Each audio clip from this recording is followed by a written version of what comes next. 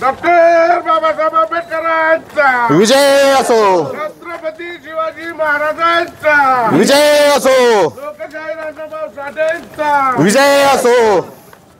पंजाब सरकार मुर्दाबाद, पंजाब सरकार मुर्दाबाद, पंजाब सरकार मुर्दाबाद। छत्रपती शिवाजी महाराजांचा विजय असो, लोकशाही राजाभाऊ साठेंचा विजय असो, महात्मा ज्योतिबा फुलेंचा विजय असो। पंजाब सरकार मुर्दाबाद, पंजाब सरकार मुर्दाबाद, पंजाब सरकार मुर्दाबाद, पंजाब सरकार मुर्दाबाद। 26 जानेवारी 2025 रोजी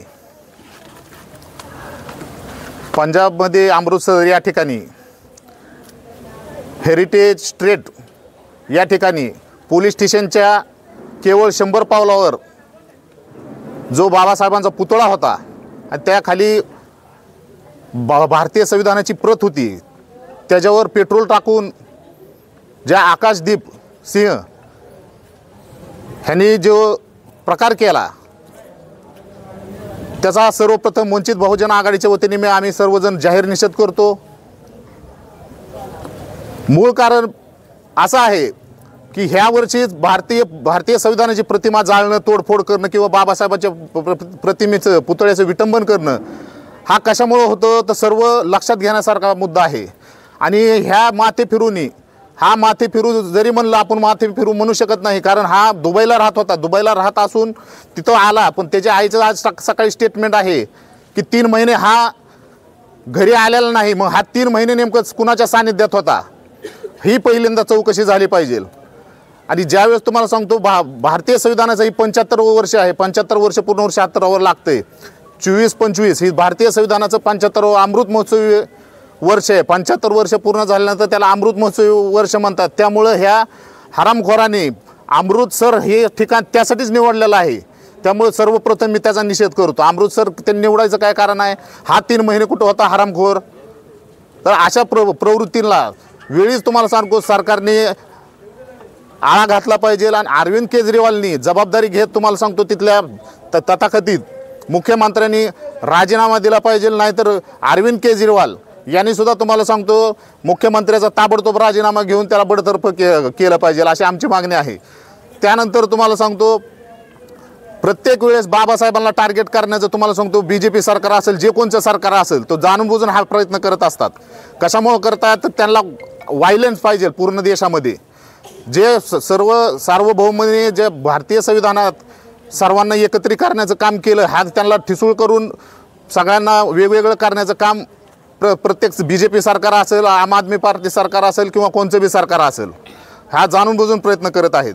दादा, आता दिल्लीच्या निवडणुका सुरू होत आहेत आणि त्या अनुषंगाने हा कुठेतरी प्रकार झाल्याचं दिसून येत आहे का? कारण की पंजाबमध्ये सुद्धा आपचं सरकार आहे आणि दिल्लीमध्ये सुद्धा आपचं सरकार आहे। त्या अनुषंगाने हा सर्व प्रकार राजकीयदृष्ट्या झालेला, राजकीयदृष्ट्या असो अथवा नसो, राजकीयदृष्ट्या समीकरण मांडण्याचं मूळ ह्यांना घालायचं आहे ना। 75 वर्ष पूर्ण झाल्यात। अमृतसर हा ठिकाण निवडायचं कारण काय होतं? कारण 75 वर्ष पूर्ण झाल्यावर त्याला आपण अमृत महोत्सवी वर्ष म्हणतो। अमृतसर त्यासाठी निवडलेलं आहे। आणि राहिला प्रश्न निवडणुकीचा, तर तुम्हाला सांगतो काँग्रेस असेल, राष्ट्रवादी काँग्रेस असेल, बीजेपी असेल, आम आदमी पार्टी असेल, ही सगळे केडर बेस कार्यकर्ते आहेत कुणाचे? RSSचे। हा तिथनंच तुम्हाला सांगतो 50-60 वर्ष सत्ता कोणी उपभोगली? काँग्रेसनी त्या काळातच तुम्हाला सांगतो RSSच्या केडरवाल्यांनी तुम्हाला सांगतो त्यानंतर जनता दल स्थापन केलं। जनता दल स्थापन केल्यानंतर तिचं BJPमध्ये कन्व्हर्टेशन केलं। आता BJP तुम्हाला सांगतो पुढच्या 25 वर्षात जर त्यांच्याकडनं सत्ता चालली तर ही आम आदमी पार्टी कुठतरी तुम्हाला सांगतो त्यांना बिल्डअप करायची आहे। त्यामुळे राजकारणाचा ह्यात काय संबंध असं मला तरी दिसत नाही। ह्यात केवळ म्हणजे संविधानावर घाला आणि बाबासाहेबांवर घालण्याचा 100% प्रयत्न आहे। यामध्ये पाहिलं तर अद्याप हे जे राष्ट्रीय पक्ष म्हणून काँग्रेस असेल किंवा इतर पक्ष असतील यांच्या अद्याप भूमिका स्पष्ट झालेल्या नाहीत। यामध्ये बसपा असेल किंवा भाजपा असेल यांच्याच फक्त विरोधाच्या भूमिका स्पष्ट झालेल्या आहेत। इतर पक्ष आणखी सुद्धा या बाबतीत शांत आहे। आता सर्व गोष्टीचा आढावा जर घेतला तर प्रतिक्रिया सर्वच पक्षांनी दिल्या पाहिजे. बाबासाहेब तुम्हाला सांगतो एका कुठल्या समाजासाठी नाही, पूर्ण भारत देशासाठी तुम्हाला सांगतो त्यांनी योगदान दिलेलं आहे. आता तुम्हाला सांगतो ही तर फक्त दलितांनीच ह्याची मागणी केली पाहिजे अशातला काय भाग नाही. सर्वच राजकीय पक्षांनी ही मागणी केली पाहिजे होती की आज तुम्हाला सांगतो की भारतीय राज्यघटना ज्याच्यावर देश चालतो ती भारतीय राज्यघटना बाबासाहेबांनी लिहिली. मग बाबासाहेबांवर घाला घालणारा, भारतीय संविधानावर घाला घालणारा ही देशावरचा आघात समजतो आम्ही.